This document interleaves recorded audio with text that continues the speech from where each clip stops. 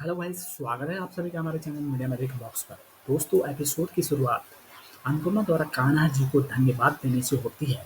वह कहती है कि आपने मुझे आज इतनी खुशियाँ दी हैं कि मैं सुबह तक हलवा बनाने से रुक नहीं पाई। वह कहती है कि सारी समस्याएं हल हो गई हैं, बस एक बात अटकी हुई है। तभी अनुज वहाँ आ जाता है। अनुपमा उसे वहाँ रुकने के लिए कहती है। अनुज कहता है कि मैं नहीं रुक सकता, मैं बहुत खुश हूँ कि तुम्हारी प्रतिष्ठा और सम्मान वापस मिल गया है। वह उसे धन्यवाद देती है। अनुज कहता है कि मुझे वापस जाना है क्योंकि आध्या वापस जाने के लिए जोर दे रही है और मुझे श्रुति से बात करनी है। अनुपमा कहती है कि तुम जाओ और श्रुति जी से बात करो। अनुज कहता है कि लेकिन मैं तुमसे पहले बात करना चाहता हूँ। अनुपमा कहती है कि मैं अकेले रहने की आदी हो चुकी हूँ, लेकिन श्रुति नहीं है। वह कहता है कि सभी जानते हैं कि मैं श्रुति से प्यार नहीं करता और कहता है कि अगर मैं उससे शादी करता हूँ तो यह सही होगा। अनुपमा कहती है कि जो तुम चाहते हो वो नहीं हो सकता क्योंकि हमारी बेटी ऐसा नहीं चाहती। वह कहती है कि आध्या हमें एक नहीं देखना चाहती। अनुज कहता है कि दोषी महसूस करना करना बंद करो और कहता है कि तुमने अतीत में गलती की थी।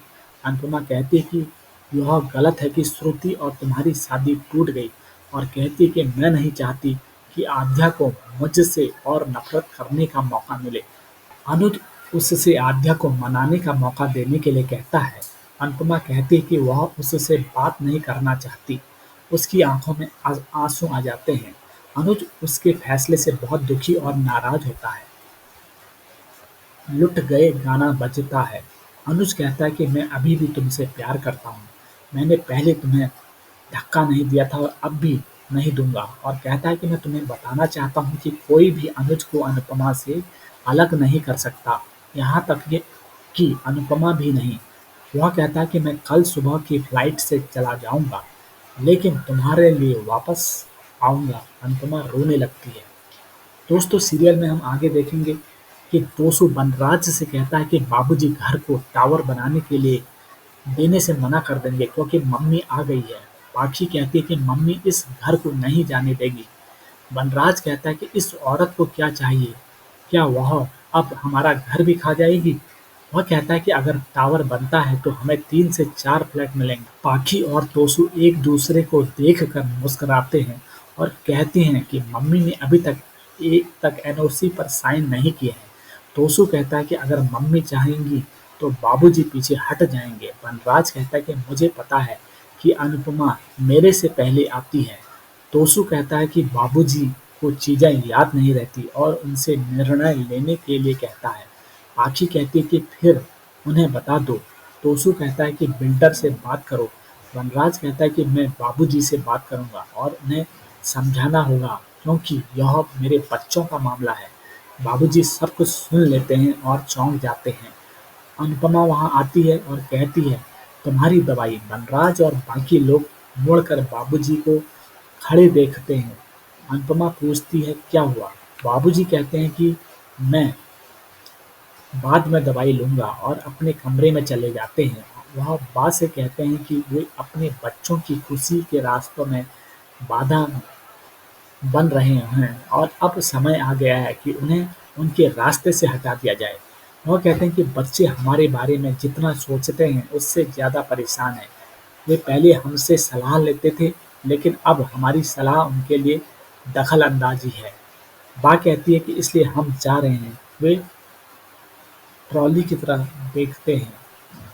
अनुज अनुपमा की फोटो को देखकर सोचता है, ऐसा मत करो, मैं तुम्हारे बिना नहीं रह सकता। आद्या वहाँ आती है और कहती है कि उसके पेट में बहुत दर्द हो रहा है और उसे 3-4 बार उल्टियाँ हुई। अनुज कहता है, चलो डॉक्टर के पास चलते हैं। अनुपमा अनुज के बारे में सोचती है और कहती है, ऐसा मत करो। उसे अनुज का संदेश मिलता है कि आद्या के पेट में दर्द हो रहा है और वह उसे डॉक्टर के पास ले जा रहा है।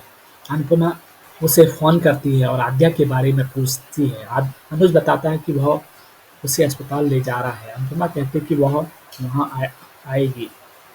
डॉक्टर आद्या की जांच करता है और उसे इंजेक्शन देता है। अनुज और अनुपमा उसके लिए बहुत चिंतित हो जाते हैं। डॉक्टर पूछता है कि क्या उसने कोई बाहर का खाना खाया था? अनुज कहता है कि उसने स्ट्रीट फूड खाया था। उसने माँ से नहीं देने के लिए कहा था, लेकिन वह कहता है कि लेकिन दूसरों ने भी खाया और उन्हें कुछ नहीं हुआ। डॉक्टर कहता है कि हर किसी की इम्यूनिटी अलग होती है।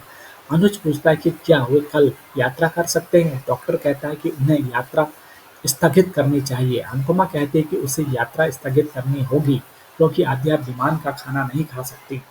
टीटू और डिम्पी कमरे में एक साथ हैं। टीटू कहता है कि वह खुश दिख रही है लेकिन फिर भी उदास है। वह कहती है कि वह तब तक उदास रहेगी जब तक पापा राजी नहीं हो जाते। टीटू कहता है कि वह पापा को मना लेगा। वह कहती है कि वह माँ के लिए कुछ नहीं कर सकती और बताती है कि वह गाँव में है और हम यहाँ हैं। टीटू कहता है कि मैं अपनी माँ को जानता हूँ, वह खुश होगी और अगर मैं खुश हूँ। वनराज दरवाज़ा खटखटाता है और डिम्पी को बुलाता है। डिम्पी दरवाज़ा खोलती है। वनराज कहता है कि अंश को अब पापा की ज़रूरत है, दादा की नहीं। टीटू उसे ले जाता है। डिम्पी कहती है गुड नाइट पापा। वनराज सोचता है कि वह देखेगा कि टीटू कब तक अच्छे पिता का नाटक करेगा। दूसरी तरफ हम देखते हैं कि अगले दिन अंश परी और अन्य बच्चों को बताता है कि पापा ने उसे कहानी सुनाई और उसे सुनते-सुनते सो गया। किंजल कहती है कि वह पापा के साथ सो रहा था। काव्या कहती है कि नहीं जानती कि वनराज ने अंश को कब डिम्पी और टीटू के कमरे में ले लिया। अनुपमा और अनुज आद्या को हाउस लाते हैं। हर कोई पूछता है कि क्या हुआ। अनुज बताता है कि आद्या को तेज बुखार, पेट दर्द और उल्टियाँ हो रही हैं और उसे रात को अस्पताल में भर्ती कराया गया था। वह पूछती है कि डॉक्टर ने क्या कहा। अनुज बताता है कि डॉक्टर ने कहा आद्या 4-5 दिनों में ठीक हो जाएगी और इसलिए हमें यात्रा स्थगित करनी पड़ेगी। वह कहता है कि उसने किसी से नहीं पूछा और उसे यहाँ ले आया क्योंकि आद्या बच्चों के साथ यहाँ रहना चाहती थी। डिम्पी, किंजल और काव्या कहते हैं कि उसने सही किया। वनराज कहता है कि अगर आद्या यहाँ रहेगी तो अनुज और अनुपमा भी यहाँ रहेंगे। बच्चे आद्या को वहाँ से ले जाते हैं। वनराज उनसे पूछता है कि वे एक दूसरे से मिलने के लिए आद्या का उपयोग कब तक करेंगे। अनुपमा उसे जवाब देने वाली होती है लेकिन अनुज कहता है कि उसे अनुपमा से मिलने के लिए किसी की मदद की जरूरत नहीं है।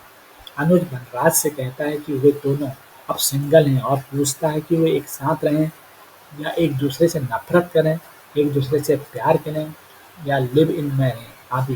लेकिन वह उसका मामला नहीं है। वनराज उनकी तरफ देख के यह बातें कहता है।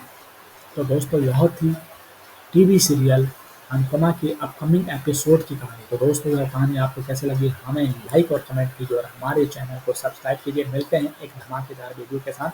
तब तक के लिए नमस्कार, धन्यवाद।